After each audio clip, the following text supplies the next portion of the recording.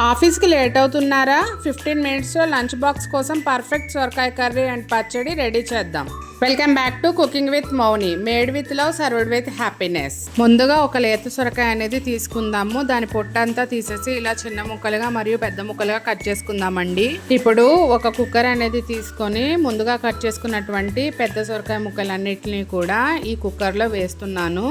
1/2 spoon జీలకర్ర, 1/2 spoon పసుపు, అదేవిధంగా 1 స్పూన్ వరకు కారం కూడా ఇందులో యాడ్ చేస్తున్నాను. చింతపండు గుజ్జును కూడా పోస్తున్నానండి. ఒక చిన్న నిమ్మకాయ సైజ్ అంతా తీసుకుంటే సరిపోతుంది. అదేవిధంగా కొత్తిమీర కూడా ఇక్కడ యాడ్ చేస్తున్నాను. అదేవిధంగా 1 స్పూన్ వరకు నూనె, 1 టీ గ్లాసు వాటర్ అనేది యాడ్ చేసి మూత పెట్టి 3 విజిల్ వచ్చిన తర్వాత చూసుకుందాము. చూస్తున్నారు కదా, 3 విజిల్స్ వచ్చిన తర్వాత మనకి కర్రీ అనేది ఇలా ఉంటుంది. మనం 1 స్పూన్ సహాయంతో లేదా పప్పు గుత్తితో కానీ ఇలా మెదుపుకోవాలండి. ఇప్పుడు కర్రీకి సరిపడినంత సాల్ట్ అనేది యాడ్ చేస్తున్నాను. యాడ్ చేసి ఒకసారి కర్రీ అంతా కూడా కలుపుకుంటున్నానండి. ఈ కర్రీకి పోపు పెట్టుకున్నాము అంటే ఈ యొక్క మెదుపు అనేది రెడీ అయిపోతుంది. ఒక కడాయి అనేది స్టవ్ మీద పెట్టుకొని ఒక 2 స్పూన్ల ఆయిల్ అనేది వేసి 4-5 పచ్చిమిరపకాయలు తుంచి వేసుకుంటున్నానండి. ఇది చట్నీకి ప్రిపేర్ చేస్తున్నాను. పోపు పెట్టకుండా చట్నీ ఏంటి అనుకుంటున్నారా? కర్రీస్ ఈజీగా చేసేసి తర్వాత బౌల్స్ క్లీనింగ్ కూడా మనం అంతే కదండి.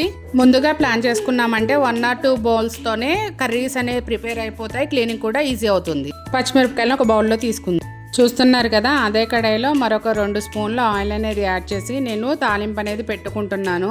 అయితే ఈ తాలింపులో మనం కొద్దిగా ఉల్లిపాయలు అనేవి ఎక్కువగా కట్ చేసుకొని వేసుకుందామండి. ఆనియన్స్ అనేవి గోల్డెన్ బ్రౌన్ కలర్ వచ్చేంత వరకు వేయించుకొని 1/2 స్పూన్ వరకు మెంతిపొడి అనేది యాడ్ చేస్తున్నాను. అదేవిధంగా చిటికెడు ఇంగువను కూడా యాడ్ చేస్తున్నానండి. ఆనియన్స్ అనేవి గోల్డెన్ బ్రౌన్ కలర్ వచ్చాక కరివేపాకు అనేది యాడ్ చేసుకొని ఇలా మొత్తంగా కలుపుకొని మనము మెదుపులో ఈ యొక్క తాలింపు అనేది వేసుకుందాము. అంతేనండి, ఎంతో టేస్టీ అయిన సొరకాయ మెదుపు అనేది రెడీ అయిపోయింది.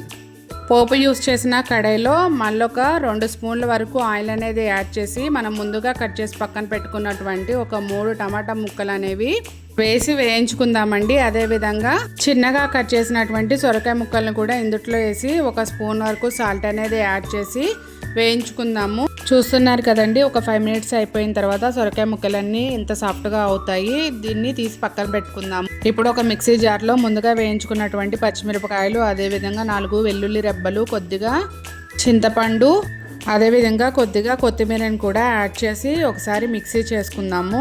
తర్వాత ఇందులోకి సొరకాయ ఇంకా టమాటా ముక్కల్ని వేసి ఒకసారి బ్లెండ్ చేసుకుందామండి.